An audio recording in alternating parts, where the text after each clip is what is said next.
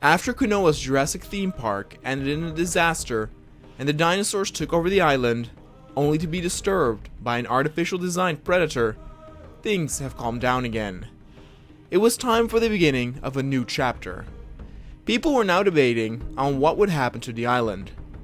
Some preferred if people left it alone and let nature take its course. Others wanted to rebuild the park.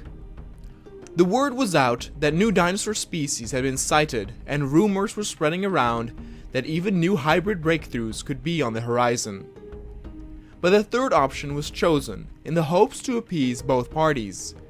The next step would be for the people to build a safari park, where visitors could see the dinosaurs up close and personal from the comfort of their car, and at the same time give the dinosaurs the freedom and spacious needs that they desire. Building would start from the ground up again. A similar plan was created to the original park's entrance, with a long, broad lane which would house all the shops, restaurants, and merch booths. At the end would be the visitor center, a beautifully designed building which could be seen from any angle in the park. It was here where you could get information, put your bags in the locker, purchase tickets for special events like feeding time or an up-close and personal meet and greet with a small dinosaur like a baby triceratops. The building was huge, and it was a massive undertaking of just building it.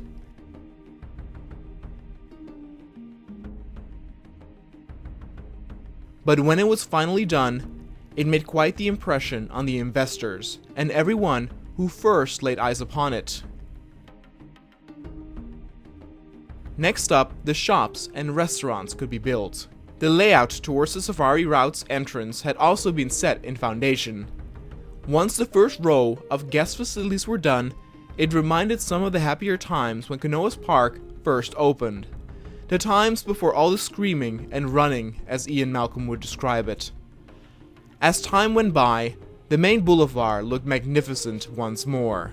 With the visitor center at the end, it was a beautiful, sprawling area catering to anyone's needs, whether they wanted a hot snack, a cold refreshing drink, or a toy or souvenir for remembrance. Next up, it was almost time to start the first steps into making the safari side of the park. But before this would happen, some staff facilities needed to be created. Then finally the path was paved that would lead visitors through the first part of the route.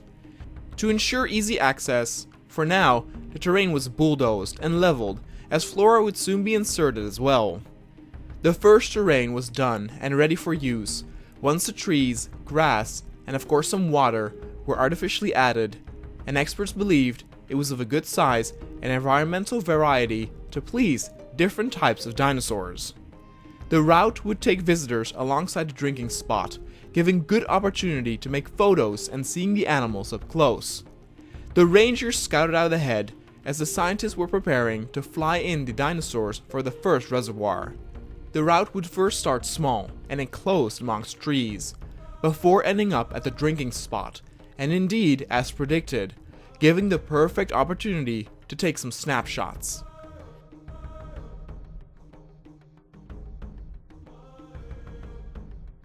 Since the safari route would go through different areas, build-up was important as well. Therefore, the park's benefactors believed it was wise to start out with some tamer dinosaurs.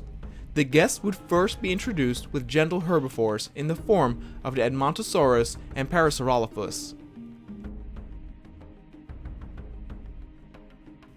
Though these creatures weren't necessarily the ones that were the most popular, partly because the Edmontosaurus' facial structures share some similarities with that of a duck, they were still of considerable size to impress the guests who first laid eyes upon them. They would also add a lot of both species to ensure that the initial introduction was always guaranteed.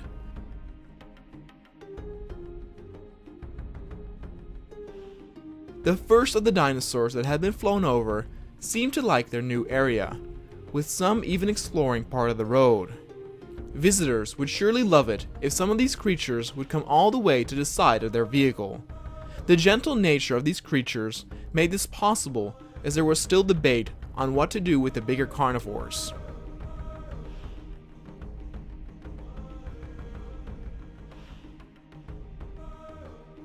As more dinosaurs were still being flown over, the first of the animals liked their new environment so much that they felt comfortable sleeping as helicopters were still zipping overhead.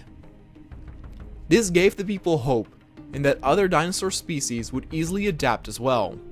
As more parasaurs were now being flown over, it became clear that the route had been planned perfectly. The dinosaurs were grazing and drinking near the road as hoped in perfect view. As the dinosaurs had the island to themselves for quite a while since the incident with the first park, color variation became more apparent with some species. As time went on, more staff was recruited, and some of them brought their friends and family who had the chance to be amongst the first to act as consumers of the many restaurants and shops. With the final parasaurs in place, it was time to call an end to the first part of the safari route. The rangers once again went around the terrain to test out how the experience would be for the guests. They indeed had a perfect view. A fun note was that the dinosaurs also used the small island that had been created, splitting up the small herd and spreading them over the terrain.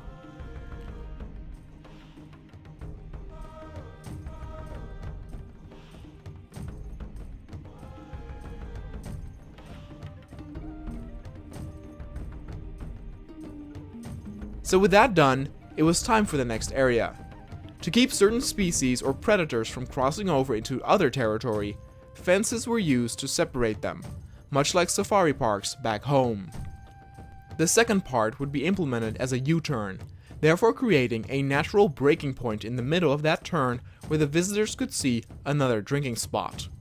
The area in the middle was heavily vegetated to avoid larger dinosaurs from crossing the road too easily to avoid accidents. It was important to up the ante a little bit, but still keep some of the main attractions like the apex predators out of sight. Therefore, the large and long-necked Apatosaurus was chosen as the next main dinosaur. In this reserve, there would not be as many flown over as with the first one. These were larger creatures, meaning that space was more limited, though they had an even ground on field, forest, and a place to drink. Their immense size would make it to where they would be easy to spot even in the thickly forested area. But besides these massive herbivores, the park directors thought it would be nice to spice things up and present the visitor to the first predators on the island. But the predators would be small. They were known for their shy nature. The Dilophosaurus would be put in the same area, as predators this tiny would not mess around with their long-necked inmates. They were perfect to intermix without worrying about fighting each other, but due to their jittery personality, they would often hide in the vegetation for a long time.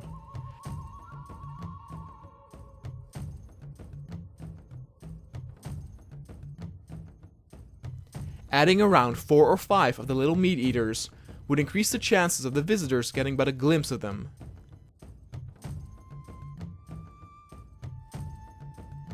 They were also small enough to where they could get up close to the visitor's vehicle without them fearing being attacked.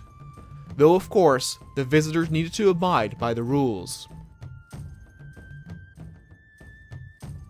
Signs were put everywhere that they needed to keep doors and windows shut.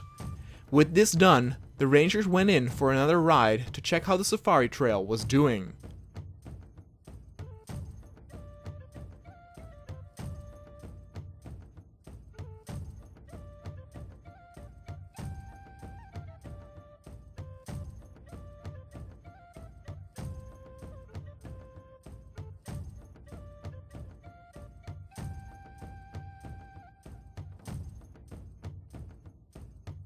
To their relief, many of the dinosaurs got encouraged to move away from the path once they sensed a vehicle approaching.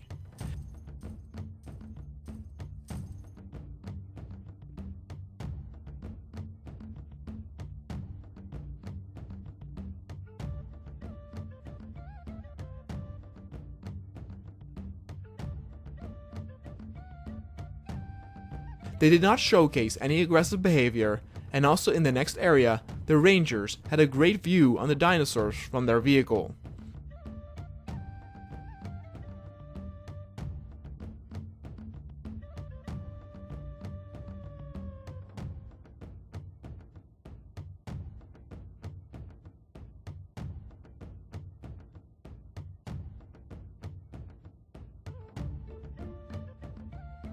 As expected, it was a bit more difficult to get a glimpse of the small Dilophosaurus.